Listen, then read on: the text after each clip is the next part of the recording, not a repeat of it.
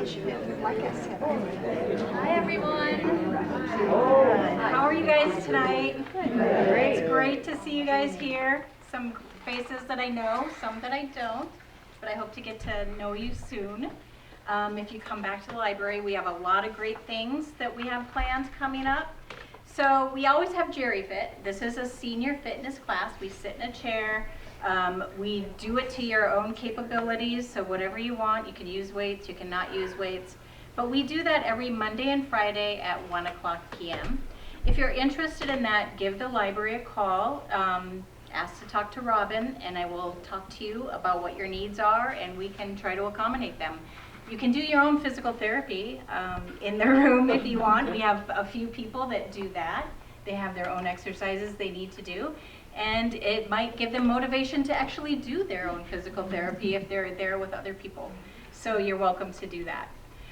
We also have, Amy does our tech talks, and she's going to talk about blood pressure monitors. So you know when you go into the hospital or your doctor's office and you're a little nervous and your blood pressure is a little higher than normal and you say it's not usually like this, maybe you want to find out what it is throughout the week.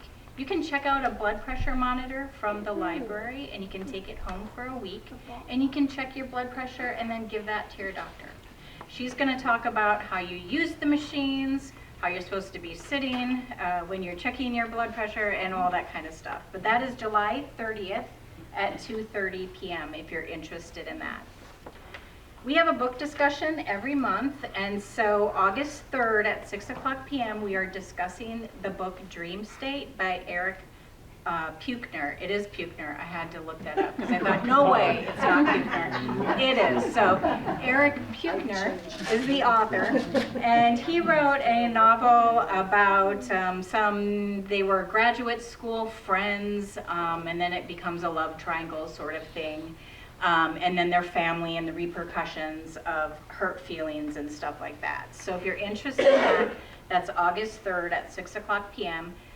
We do a new book every month. Have a bookmark that you can look to see what books are coming up, and you can pick and choose what you want to go to. You don't even have to read the book to come to the discussion if you don't want to. We'll discuss other things besides the book. It's not a big deal. So that's August 3rd at 6 o'clock p.m. if you're interested. Now we have a star in the library. I am so excited to introduce to you George Burns.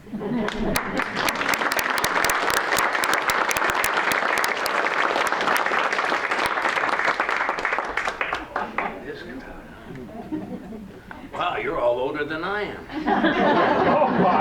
Look at that. How you doing? Good to see y'all. You know. Oh, look at that. You're over there, too. Nickel seats over there. Dime seats over here. I don't think you guys paid anything. You know, a funny thing happened on the way over here today. A photographer stopped me, took my picture. He says to me, Mr. Burns, I hope to be able to take your picture 20 years from now. I said, why not? You're a young fella. Now I want you to sit back and relax. Because you're in for an exciting evening. Yeah? I'm gonna sing. Yeah? 8 songs. And if you like them, I'll sing 9. And if you don't like them, I'll sing 38. All ballads, and I'll sing them slow, and I'll sustain the last note. You know, I got so many great songs, I don't know what song to open with. Let me tell you something about an opening song. It's very important to choose the right one. I know because I'm an old vaudeville actor. You pick the right song, you got a great opening. Now, I found out that when I'm on stage, if I got a great opening and a great finish, keeps your mind off the dull stuff I do in the middle. Sometimes my opening song is so great, people think it's my finish. Sometimes it is. Okay, now I'm just going to play a little song called Buy a Ring. But I'm only going to play the piano parts. And then if you like it, I'll add the rest of the musicians. Here we go, let's see. I know this hasn't been invented yet, so you'll have to be very kind to me. I'd love to call you Rose to you, but roses fade away. Roses die when wintertime appears. I'd love to call you Daisy, but daisies always tell what sweethearts love to whisper in your ear. And I'd love to call you honey, but honey runs away. I'd much prefer a name like Clinging Vine. And if I called you Buttercup, the dandelions would eat you up. So I'll buy a ring and change your name to mine. Isn't that a nice song? Yeah. It's a nice. You see, an opening song has to be a little more exciting, like this next song, maybe even romantic. See? Yeah, let's see if it's this one. Oh yeah, this song. A sweet young girl was jilted by her husband. He left her and he went his merry way. With tearful eyes she wrote a final letter, in which her broken heart had this to say.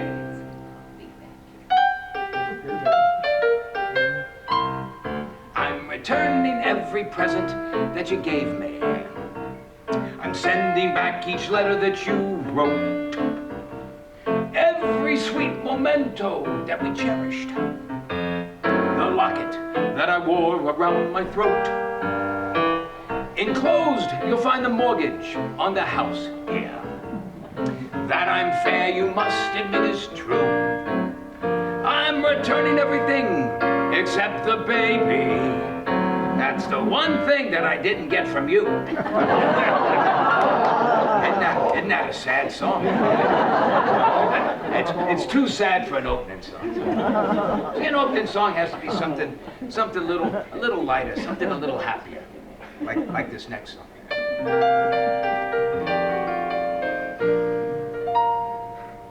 I don't want the happiness gold can buy.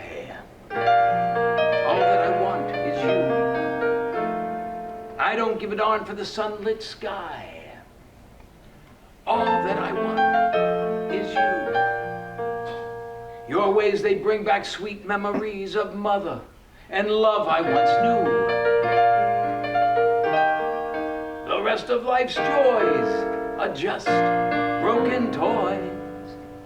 For all that I want, all that I need, all that I care for, all that I dream of, all that I yearn for, all that I desire. You know, the last girl I sang that to got married, had 3 kids before I even finished the song.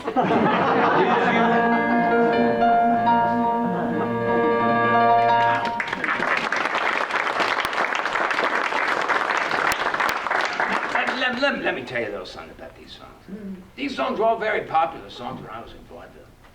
It's hard to believe when I started in show business, I was 7 years old. I sang with 3 other kids on the Lower East Side of New York. We sang in the saloon. They didn't like us singing in the saloon. They'd throw us out in the street. And well, we sang in the street. Didn't like us singing in the street. They'd throw us back in the saloon again. We didn't make much money, but we moved around a lot. Now let me tell you a little something about myself. I never played a big theater till I met Gracie. Before then, I was a small-time vaudeville actor till I was 27 years old. I was pretty bad. You should have seen some of those broken-down theaters I played. I played one theater that was so bad. Madame Burkhart and her cockatoos were the headliners. I was just unbelievably bad, but who cares? I wanted to be in show business. I was. I had to change my name every week. Couldn't get a job with the same name twice. I was Jack Harris of Harris and Kelly. I was Phil Baxter of Baxter and Bates. I was Davis of Delight and Davis. My name was Sammy Davis. Don't look shocked. I was Jewish before he was. I used so many different names I didn't know who I was. I remember I was sitting in Foley Marcus's office. Now, he was a small-time booking agent. And this theater manager came in. He says, "Where can I find Maurice Valente?" I said, "I'm Maurice Valente." Well, I thought I was. And he gave me a contract to play the Myrtle Theater in Brooklyn, New York. And the contract said, Maurice Valente and his Wonder Dog. So I signed it. Told you I'd do anything to stay in show business. Went out and got myself a piece of liver, went out, caught myself a dog, went to the Myrtle Theater to do my act. I walked out on stage with the dog under my arms. I stood there, I sang my songs. In the middle of the second number, the dog, he did his act. Twice. Ruined my finish. I couldn't do my sand dance. It took me a long, long time, but I loved every minute of it. All my life I wanted to sing, I wanted to dance, I wanted to act, I wanted to be on stage. I made it, I don't know how. Nobody liked my singing but me. I'd be standing on the stage, singing my heart out, loving the audience, and they would despise me.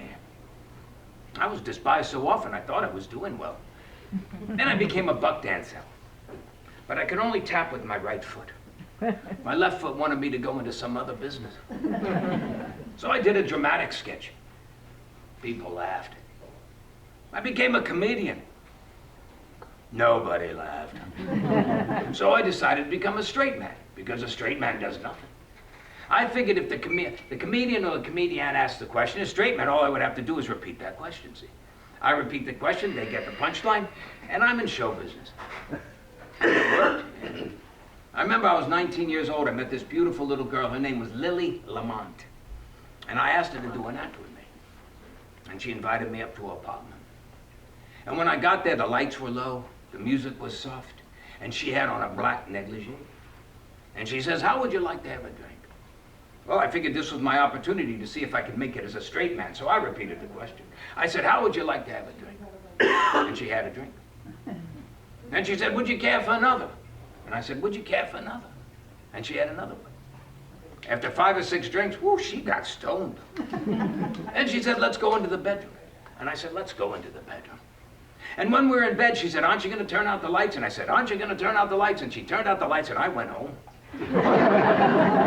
She didn't get any laughs, so I left. That girl pretty near ruined my career. That was more than 60 years ago. I still can't figure out what made that girl think she was so funny. But in those days, I'd do anything to stay in show business, yeah. I remember I did a single. Yeah, my name was Harry Pierce. And my billing was Harry Pierce, a singer from Rhode Island, in an act of Providence. Look, I figured since I had no talent, I might as well have classy billing. And somehow I was booked into the Gem Theater on 14th Street, Lower East Side in New York. I got $15 for 3 days, $5 a day. And the contract had a no cancellation clause in it. Because back in those days, they could always cancel you after the first show. And after the matinee, the manager, he's waiting for me in the wings. He says, "Look, kid," he says, "that act of yours could close my theater." He says, "You're booked here for 3 days for $15. Here's the $15. Now go home." I said, "Not me. I'm booked for 3 days. I'm going to play the 3 days." He says, "I'll give you $20. Go home." I said, "All right, so you didn't like my first act. For my second show, I'll change my numbers. I'll open with Tiger Girl. And then I'll sing In the Heart of a Cherry. And for my finish, I'll do my big number. I'll be waiting for you, Bill, when you come back from San Juan Hill." He said, "I'll make it $25. I said, "No, sir, I'm sorry. I'm staying. I'm working. I'm an actor. I even got cards printed." He says, "Okay, kid, you can stay. But give me back your key to the men's room." And that was pretty bad because that was where I was dressing. Now, let me tell you something. When you don't use the men's room for 3 days, it doesn't help you singing any. In fact, after the second day, I didn't dare do my yodeling finish. Now, here's a cute little song. This song made the charts in 1882.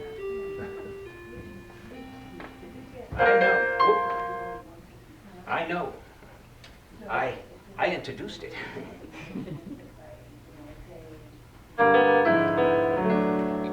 Helen Brown has left our town, changed her name in search of fame.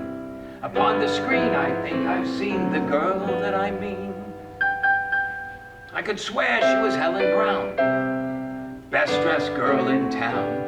Got skin you love to touch, never let you touch it much. Oh, she won a beauty crown in her new red satin gown. She knocked the boys dead when she wore it, but she looked like Helen Brown. That's a little creeper. So tonight you're not going to be able to sleep, see, because you're going to be up all night thinking about the show. And you're going to, in the middle of the night, you're going to go down into the kitchen. You're going to make yourself a big pastrami sandwich. You're about to take a bite when you start laughing like a crazy person. Helen Brown! Helen Brown! Oh, I get it now. Oh, now this is, you're not going to believe this. I did an act with a seal. What in my act? I was living on 45th Street in this little boarding house with this actor. His name was Betts. He did an act with a seal, Captain Betts and Flipper. And he was booked into the Dewey Theater on Houston Street, Lower East Side of New York. And he got sick. He asked me to take his place. And I said, look, Bets, this is silly. I said, I've never worked with a seal before. I said, I wouldn't know what to do. He says, oh, George, the seal does the whole act. The curtain rises, the seal's on a little platform, you're standing with a ball in your hand and your pocket's full of fish. Then you throw the ball to the seal twirls the ball, he bounces the ball, he juggles the ball, he flips it back to you, you throw him a piece of fish and he applauds with his flippers. And then he does 3 more tricks. And after each trick, you throw him a piece of fish and again he applauds with his flippers. And at the end of the act, there's a rack of horns. The seal goes in back of the rack, he blows into the horns, he plays Yankee Doodle. At the end of Yankee Doodle, you throw him a piece of fish, and as he's applauding with his flippers, you take a bow and the curtain comes down. Well, I opened at the Dewey Theater, I got away with it. But I had a date that night, see, with this very, very, very pretty girl. Her name was Betty McGrath. And I was ashamed to meet her. Because, you know, after you do 4 shows with your pockets full of fish, you know, you don't smell too good. Well, I met her and she didn't even notice because she was doing an act with Fink's mules. In fact, she complimented me on my aftershave lotion. One of the first acts I ever did was a singing, dancing, roller skating act. Sullivan and Ryan. There were these 2 kids from the Lower East Side of New York, Sidney Solomon and Maxie Reingold. And they went into vaudeville, they called themselves Sullivan, Ryan, singers, dancers, roller skaters. And they got into a big fight scene. And they split up. I went to work with Ryan. Sullivan got himself a new partner, but we both did the same act. So now you have Sullivan and Ryan and Sullivan. Then came another split. We all broke up, we all got new partners. Again, we all did the same act. So now you got Sullivan and Ryan, Ryan and Sullivan, Sullivan and Sullivan, and Ryan and Ryan. Then came another split. So now you got Sullivan and Ryan, Ryan and Sullivan, Sullivan and Sullivan, Ryan and Ryan, the Sullivan brothers and the Ryan boys. By the time we finished splitting up, every Jewish kid on the Lower East Side of New York was named either Sullivan or Ryan. Well, there was one kid, Jaime Goldberg, but he moved.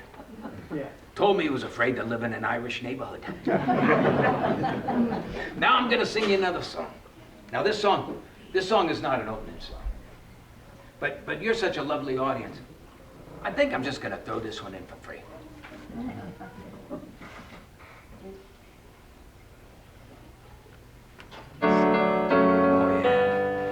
Good night, little girl, good night. I hope that you get home all right. The martinis were fine, but your kisses divine. But I thought that by midnight, you'd surely be mine.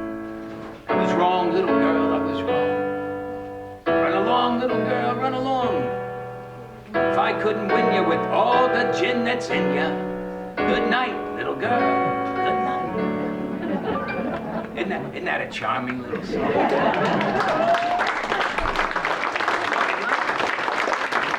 Tells me a little bit about what you guys are thinking. Now, I remember. I did a ballroom dancing act. Yeah. Dunlap and Rosita. My name was Dunlap. And in those days, all ballroom dancing acts dressed alike. Girl wear a full dress suit, fella wear an evening. Full dress suit, girl wear an evening gown. And my full dress suit cost me $22.50. I bought it in one of those upstairs stores. You walk up a flight of stairs, you save $5. And the way the suit fitted me, it looked like I walked up a flight and fell down too.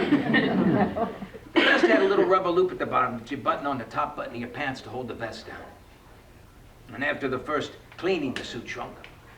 So instead of the loop holding my vest down, it pulled my pants up. I was the only ballroom dancer in the world who did a flat-footed waltz on his toes. No, I had to stay up there. If I got down on my heels, it would hurt.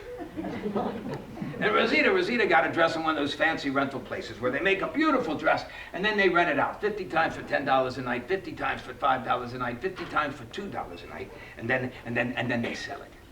And that's the dress that Rosita bought. It was a blue dress with long blue sleeves and a very heavy golden lace skirt. And before she went out on stage, she would always tie a black velvet ribbon around her neck. She tied it kind of tight. She was skinny. She wanted her cheeks to puff out. But she tied it so tight that it affected her hearing. And when you're doing a dancing act and you can't hear the music, it's murder. And we used to do this little pivoting finish. She'd put her arms around my neck and I would spin her around in the air. And when we opened at the Colonial Theater in Altoona, I went into this spiffing finish and this heavy gold lace skirt. It left the dress and flew into the audience. And when she took her arms from around my neck, a blue sleeve stayed there. Then a ribbon fell off and her cheeks fell in. My rubber loop broke and I lost my pants. What's the use kidding? We didn't look neat. She with her cheeks in and her skirt off, me with the sleeves around my neck and my pants down. They not only closed us, they closed Altoona. Oh, I got a nice song that you're gonna like. Now this song also is not an opening song. But I figure if I can come up with a good opening song, well, this will be my second song.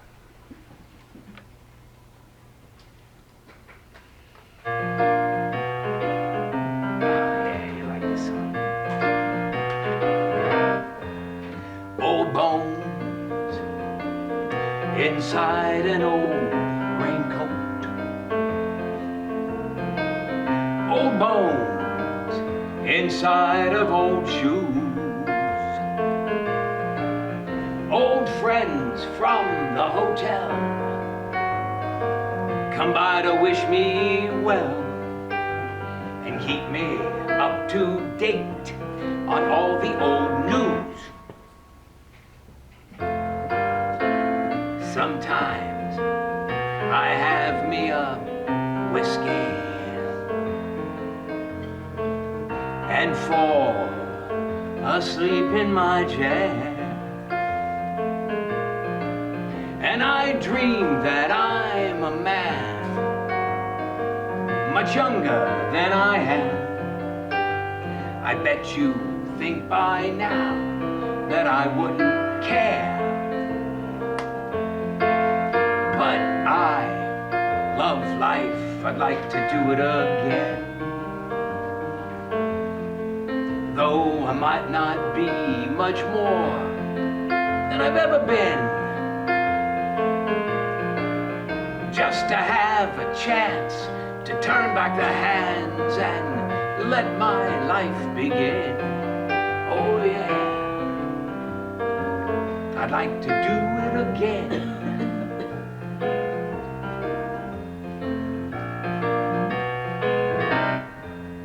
It's time for taking it easy. It's time for doing it slow.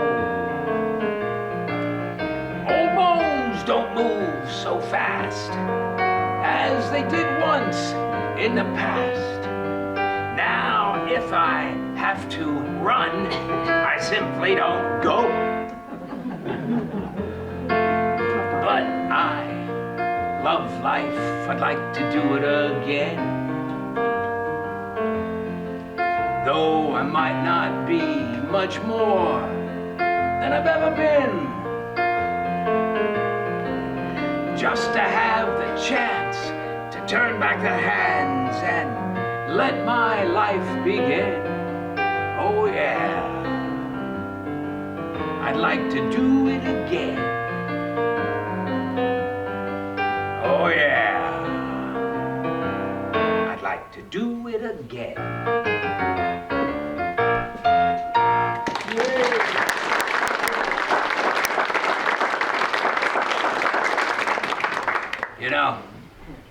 You know, I've been in show business a long time.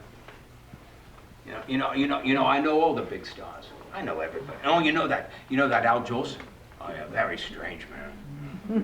He would never allow himself to be seen with any other big successful stars.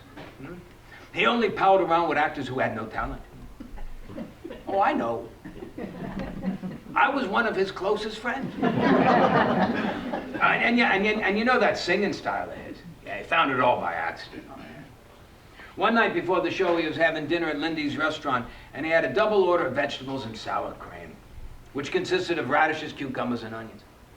And that night when he went out on stage, he sang April Shower. He got a stomachache. He sang, "Though April showers may come your way." And that was just from the radishes and the cucumbers. Yeah, then when the onions hit him, he fell down on one knee, stayed there, finished the song, turned out to be a sensation.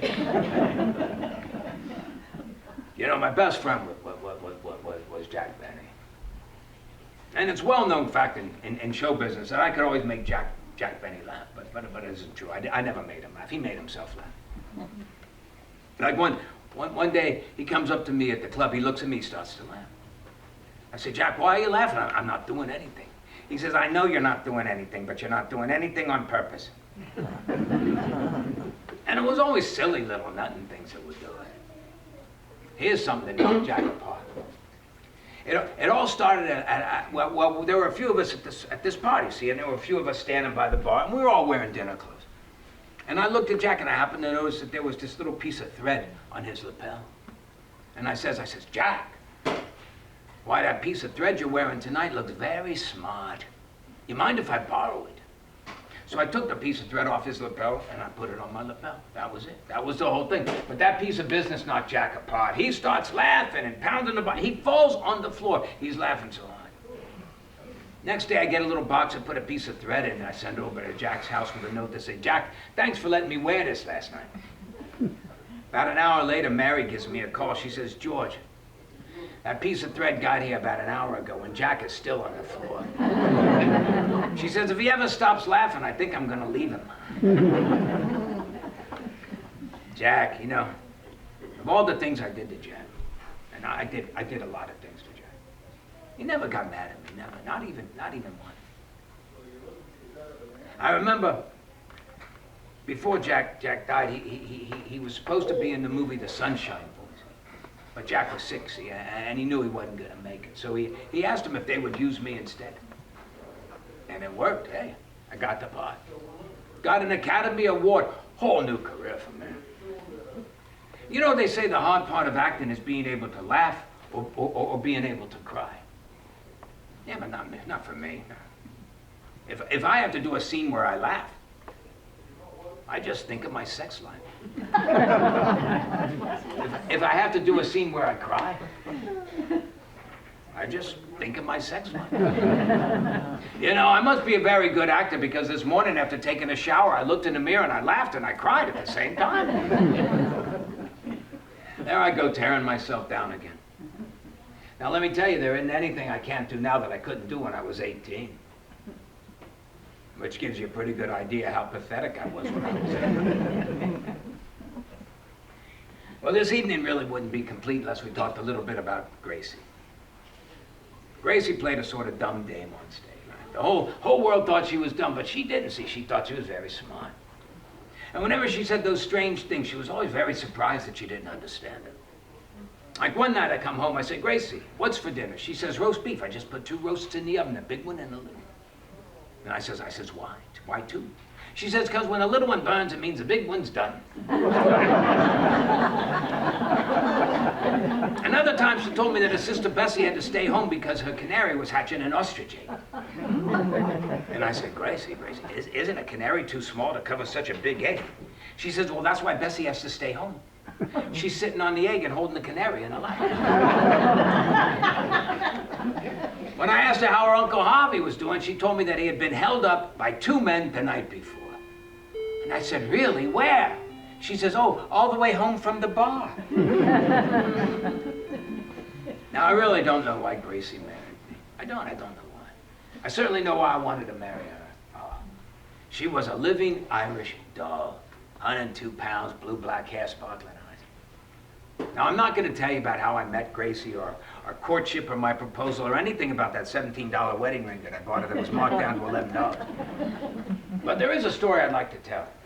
I'm not so sure that you want to hear it, but I'd like to tell it again. Now, when Gracie and I first started working together, she was going with a fella named Benny Ryan. And I was in love with Gracie. Benny was in love with Gracie. And Gracie, she was in love with Benny Ryan. And there was no way I could compete with Benny Ryan. He was charming, witty, had a tremendous talent. So there I was in love with this lovely girl, but I didn't stand a chance with her. So Gracie and I get booked to play 18 weeks on the Orpheum circuit. And this is a big time vaudeville. And it included a tour of all the big cities in the western states. And when Benny Ryan heard about the tour, he asked Gracie to cancel it and to marry him. Now, Gracie knew how important it was, see, for me to play these big theaters. So she told Benny Ryan he'd have to wait until after the tour, and then she would marry him. Well, Benny Ryan, see, he was furious. For me, I figured, hey, I got 18 weeks on the road with Gracie, anything could happen. Now, in those days, the team of Burns and Allen was making $400 a week, and that was $200 for each of us. And out of that, I had to pay my agent, send money home to my mother, pay for my hotel, train, food, left me about $85. And I was spending every nickel trying to make a good impression on Gracie. I would take her to the best restaurants, and then we would go out dancing. 9 weeks later, we landed in San Francisco. I'm nowhere with Gracie, and I'm broke. Now, you wouldn't think a case of appendicitis would play a major role in a romance, but it did. We're playing the Orpheum Theater in San Francisco when Gracie comes down with a case of appendicitis. And before she goes into surgery, she asks me if I'll send a wire to Benny Ryan. Well, I sent the wire. I know it was not one of my brightest moments, and it cost me my last 75 cents. But naturally, Gracie comes through the surgery just fine, but while she's recovering, see, it means I gotta spend 3 weeks in San Francisco with no money coming in. And Gracie knew this, see, so she tells me, she says, George, my mother lives here in San Francisco, so I've arranged for you to stay with my mother till I can go back to work. And if that wasn't enough, she also knew I was broke, so she loans me $200. So there it is, I got money in my pocket, home cooking, place to stay. You'd think I'd be happy, but no, I wasn't happy. All I could think about was that wire I sent to Benny Ryan. Well, naturally, I'm at the hospital every day. After a couple of days, I noticed that Gracie seemed very upset. And finally, she says, I don't understand it. We haven't heard from Benny Ryan since we left New York. And then she says, George, are you sure you sent that wire? I said, yeah, Gracie, I sent it. I said, I didn't even want to send it, but I sent it. And that day when I left the hospital, I still had $165 in my pocket. So I went to the first florist I could find, and I sent Gracie $160 worth of flowers. Every kind of flower you ever heard of. And back in those days, $165 worth of flowers not only filled that hospital room, but that hospital had flowers coming out of the window. And it worked. I remember the next morning fighting my way past all the flowers to Gracie's bedside. And she smiles and she says, George, any man who would spend my $200 to send me flowers has to be a very nice man. and then she kissed me. And in my mind's eye, I could see Benny Ryan bite the dust. Well, naturally, we were married right after the tour. Come to think of it, I don't think I ever paid her back that $200. Gracie and I had a wonderful marriage. But here's a cute little song about a fella who wasn't so lucky.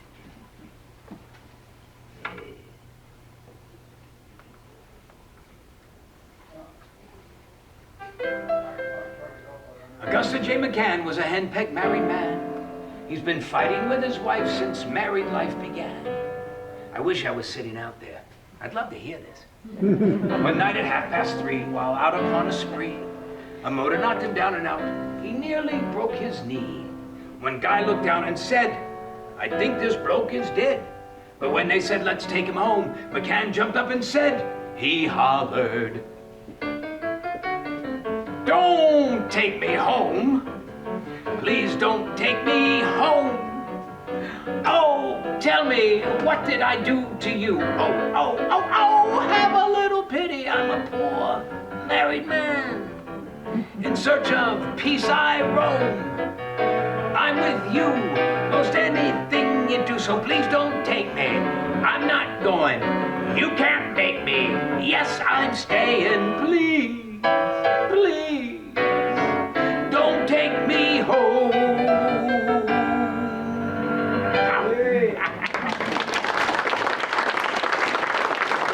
Isn't that a sweet little song about marital bliss? Now, Gracie and I, the first year everything was going great. Career-wise, we were doing very well. And our marriage was very successful. Everything was getting better, except for me on the stage. I was still pathetic. I did absolutely nothing, and I put on makeup to do it. But it didn't matter because Gracie carried the whole act. I remember the first time we were playing the Palace Theater. Oh, playing the Palace was the goal of every vaudeville act in the country. Just thinking about it made us both nervous wrecks. Gracie ran out and got herself a brand new outfit. I ran out and got my spats cleaned. Now, I'll never forget that first night at the Palace Theater. Gracie and I are standing backstage, we're holding hands, and they play our music. And so we walk out on stage holding hands. Gracie lets go of my hand, she walks towards the wings, a man steps out, she kisses that man, he goes backstage, she comes over to me and she says, "Now, who was that?" I said, "Don't you know?" She said, "No, my mother told me never to talk to strangers." I said, "Well, that's a good idea." She said, "Well, this afternoon a man stopped me at the stage door. He said, 'Hiya, cutie, how about a bite after the show?' I told him I was busy after the show, but wasn't busy now, so I bit him." I said, "Gracie, did the nurse ever happen to drop you on the head when you were a baby?" She said, "Oh, no, we can never afford a nurse. My mother had to do it." I said, "Well, you've got a very smart mother." She said, "Well, my brother's no dummy." I said, "Well, then let's talk about your brother."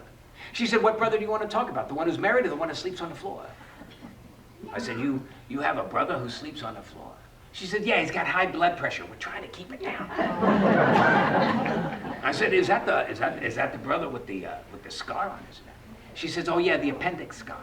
I go, No, Gracie. You see, the appendix is down here." She says, "Oh, I know. But my brother is so ticklish they had to operate up here." I said, "Well, how's your brother now?" She said, "Well, he lost his job." I said, "Oh, I'm sorry to hear that. He lost his job." She said, "Yeah, he was a window washer." I said, "Well, how did he lose his job?" She said, "Well, he was on the 20th floor when he stepped back to admire his work. And he lost his job. And he was very embarrassed." I said, "Embarrassed?" "Yeah, when he hit the pavement, his collar flew off and his appendix scar showed." I said, "Gracie, let's talk about your other brother, your brother Willie. How's your brother Willie?" She said, "Well, he broke his back, you know." I said, "No, I didn't know he broke his back." She said, "Yeah, he broke his back on account of he's left-handed." I said, he broke his back on account of he's left-handed?" She said, "Yes. Well, you see, Willie had a donut in his right-hand pocket. And when he went to take it out with his left hand, he broke his back." I said, well, maybe the next time he's got a donut in his right-hand pocket, he should try to take it out with his right hand." She said, "Well, that's very hard to do when you have your pants on backwards." I said, he had his pants on backwards." She said, "Well, you see, Willie had a suit with 2 pair of pants. He put 1 pair on frontwards and 1 pair on backwards, so he could go either way. And that's when the truck hit him." I said, "The truck? What truck?" She said, "The truck that didn't have his lights lit." I said, "Well, why didn't the fella in the truck have his lights lit?" She said, "Well, he didn't have to. It was daytime." I said, "Gracie, if it was daytime, didn't the fella in the truck see your brother coming?" She says, "Oh, well, he didn't know it was my brother. He just saw these 2 pair of pants walking towards me, trying to drive between them." I said, "Gracie, this family of yours, do they all live together?" She says, "Oh, yes. My father, my brother, my uncle, my cousin, my nephew, they all sleep in the same bed." I said, "The same bed?" I said, "I'm surprised your grandfather doesn't sleep with him." She said, "Well, he did, but he died, so they made him get up." And those are the jokes that Gracie and I told that first night at the Palace Theater. And they were really very funny, and we were a hit. But you have to admit, Gracie was the whole act. I mean, think of the hilarious things I said. What did I say? Lost his job, embarrassed, broke his back. The truck? What truck? And those are the lines that made me a big star. Well, after this part, the lights would come down and a spotlight would hit Gracie, see? And she would sing a song. And the audience loved her because her voice had this very beautiful, pure quality. And during this part, I would stand to the side in the dark. Many critics thought this was the high point of my performance. And Gracie, see, she was a marvelous Irish clog dancer, see? So at the end of the song, the music would segue into this very fast Irish jig, and Gracie would dance, and her feet were lightning quick. She never missed a tap. And during the whole time, I stood in the dark, pointing to her feet. I got so good I could point with either hand. And Gracie created such excitement at the end of the dance, the audience just went crazy now. And then we would continue our act, which consisted of about 10 more minutes of this comedy dialogue, which was very easy for me because all I had to do was repeat those hilarious lines I said in the first part. And we ended our act with a typical boy-girl number, you see, where we would be dancing together And I created a kind of a gimmick, see, where we would be dancing together, and then we would stop the music, and we would tell a joke, and then we would continue dancing. And it went a little bit like this.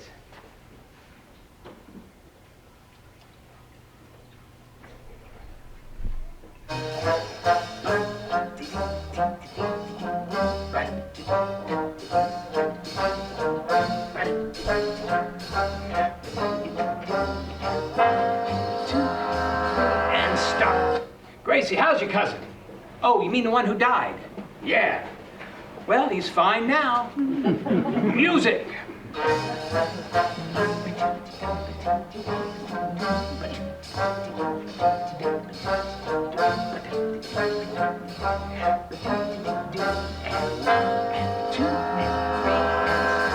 Gracie, how's your sister? Oh, she's fine. She's just had a brand new baby. Oh, really? A boy or a girl? Oh, I don't know, and I can't wait to get home to find out if I'm an aunt or an uncle. Music.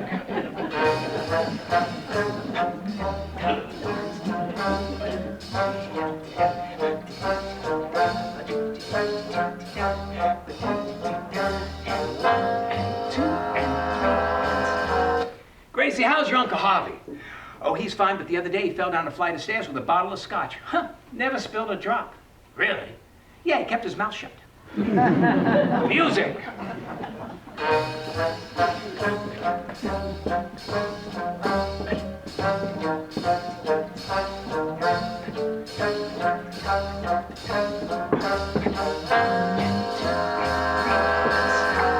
Gracie, how's your sister Bessie? Oh, she's fine now. But the other day she woke up in the middle of the night, let out the biggest scream you ever heard. Well, what'd you do? Well, we all went running into her room. Well, what happened? Well, we looked down, both of her feet had turned black. Well, what'd you do? Well, we sent for the doctor. What would the doctor do? Well, he just took off her stockings and we all went to bed again. Music!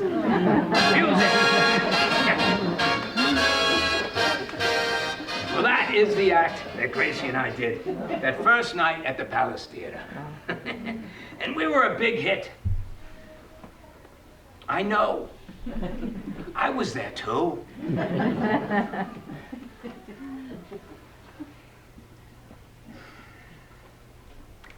On August 26, 1964, Gracie passed away.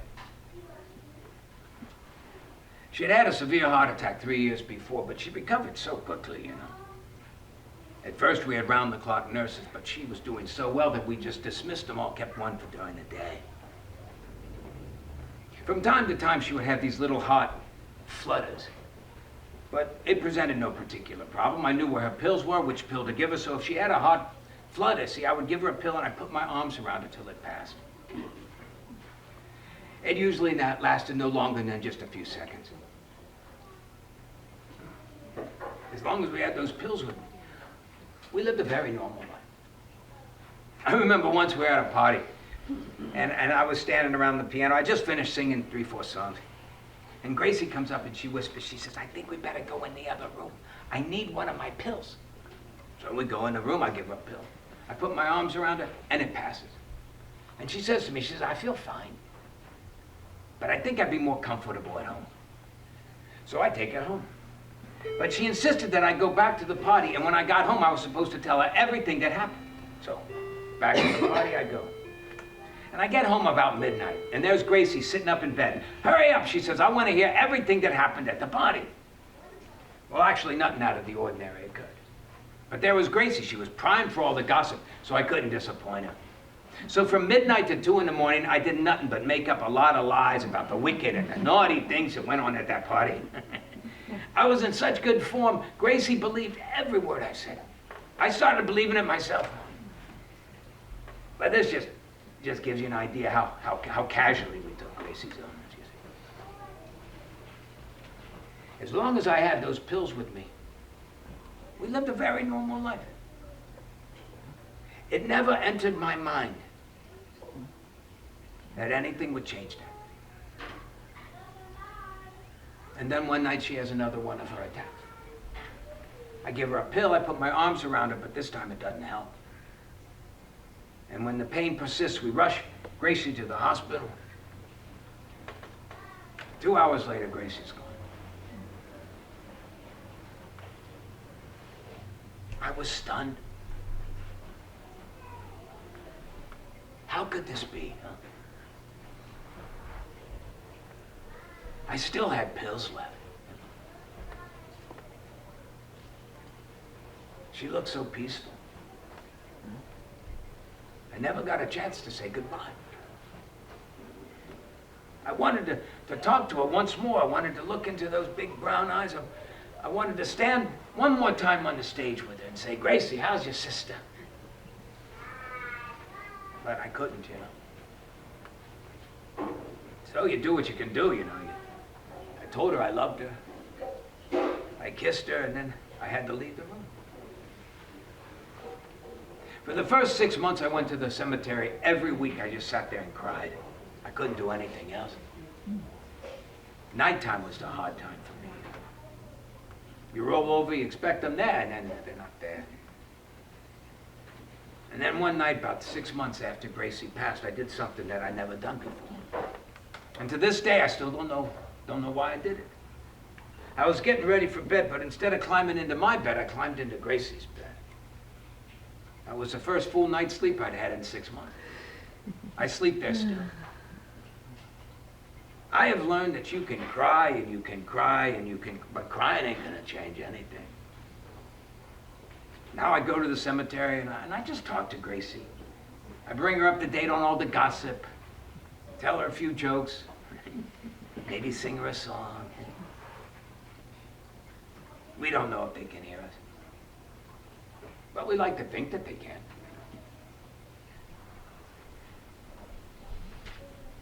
I'm sorry for getting all serious with you. I'll save that for when I'm 100. And Gracie likes it better when I'm funny than when I'm sad. You know, people are always asking me, they're always saying, George, when are you gonna retire? Well, I'm never gonna retire. I'm gonna stay in show business till I'm the only one left. You know, there's this thing you're supposed to retire when you're 65. When I was 65, I still had pimples. I can retire. Who would support my mother and my father? Now, before I kick you out, I got a couple little songs I'm gonna sing, but this first one, it's a sad song. It's gonna make you cry. But I'm gonna ask you to hold it down. I don't want you to ruin it for everybody else. Let's see if we can get to that one.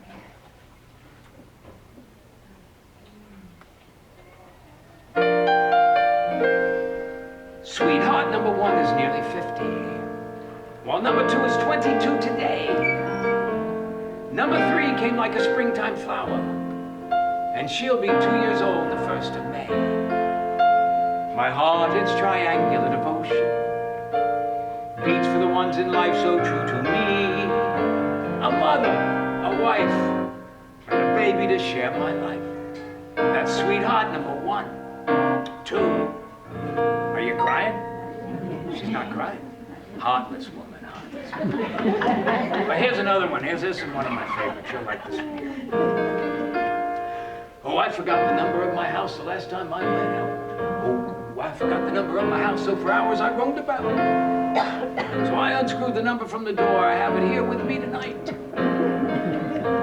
All I've got to do is find the door that it belongs to, then I'm all right. And this one's my favorite. This one.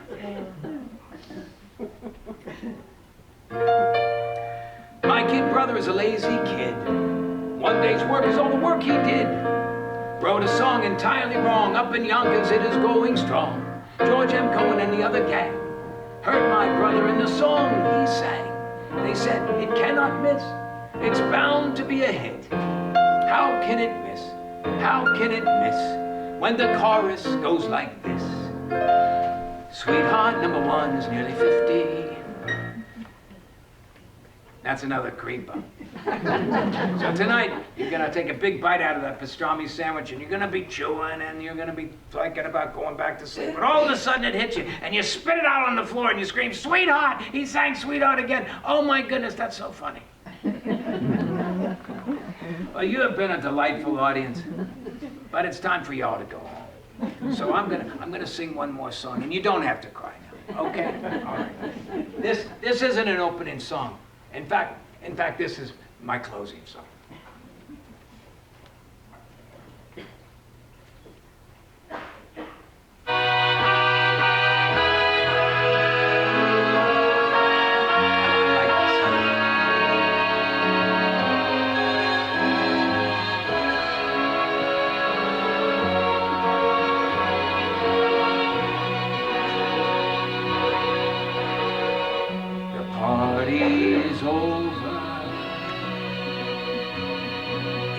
time to call it a day. They burst your pretty balloons and taken the moon away. It's time to wind up this masquerade. So make your mind up. The piper must be paid. The party's over. The guests have all gone away. We danced and laughed through the night. It seemed to be right on this special day. Now I must wake up. All dreams must end. Take off my makeup. The party's over. It's all over. My friends.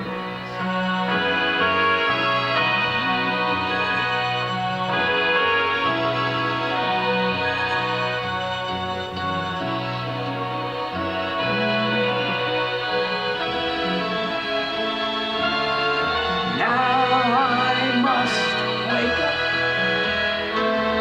All dreams must end. Take off my makeup. The party's over. It's all over.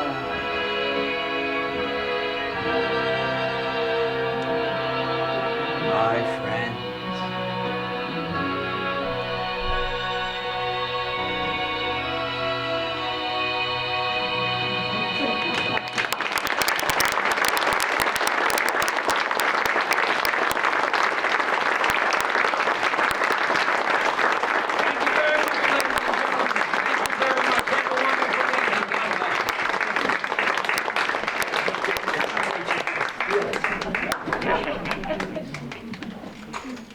All right, everyone, thank you so much. I'm glad you all came. Drive home safely and have a great night.